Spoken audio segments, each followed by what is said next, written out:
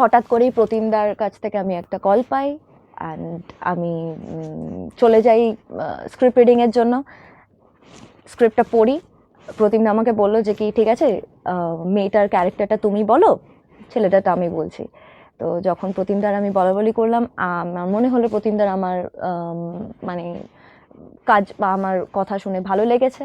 তারপর মোটামুটি আর কি, তারপর আস্তে আস্তে লাভ আজকাল পরশুর জন্য এবারে ওটা যে ধরনের ক্যারেক্টার, ওটা যে ধরনের কনসেপ্ট, সেটার জন্য আরও আলাদা অনেক হোমওয়ার্ক আছে। তো সেটা করলাম। আমার তখন সব থেকে বড় মানে মাথায় একটাই কথা চললো যে আমি এই যে সুযোগ পেয়েছি 1-1.5 বছর এতটা কষ্ট করে সিরিয়াল থেকে সিনেমায়, আমাকে ডেফিনেটলি সিরিয়ালের পুরো ইমেজটাকে ফেলে দিয়ে ছেড়ে দিয়ে সেখান থেকে বেরিয়ে আমাকে নতুনভাবে নতুন রূপে নিজেকে পোর্ট্রে করতে হবে, ক্যারেক্টারটা হতে হবে আমাকে। তো সেটার জন্য কষ্ট করতে শুরু করলাম। তো দেখা যাক, শুটিংয়ে তো সবাই বলছে যে কি তা প্রতিমদা যেরকমভাবে মেয়েটাকে দেখতে চেয়েছিল হয়তো সেরকম দেখতে পেয়েছে।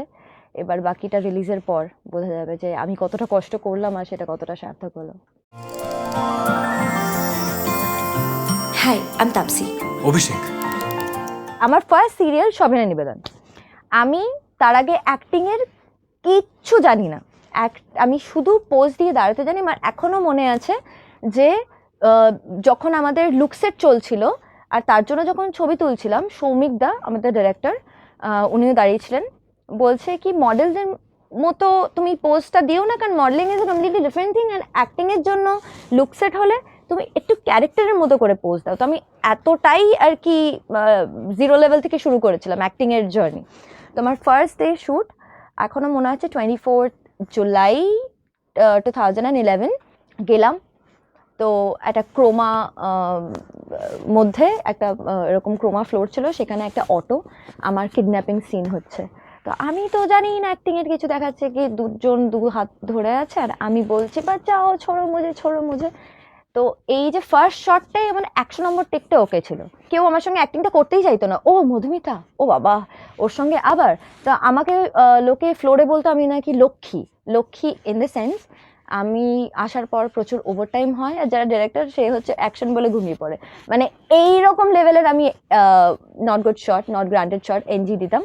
তো সেখান থেকে বলতে বলতে আমাকে আমার ডিরেক্টর বলতো যে কবে একটু অ্যাক্টিংটা শিখবে, একটু অ্যাক্টিংটা শেখ। তো তারপরে আস্তে আস্তে আমাকে ঘষে মেজে আর কি একটা জায়গায় দাঁড় করানো হয়েছে। তারপর বুঝলাম না, এবার আমাকে নিজেকে এফর্ট দিতে হবে। ছোট থেকে আমার খুব অভ্যেস যে আমি সেলিব্রিটি ইন্টারভিউজ, মানে শুধু মানে অ্যাক্টার্স নয়, বিভিন্ন motivational speakers, success story, inspirational stories, তো আমার এই ধরনের ইন্টারভিউজ দেখার ছোটবেলা থেকে এটা আমার নেশার মতো, আমি এটা দেখি।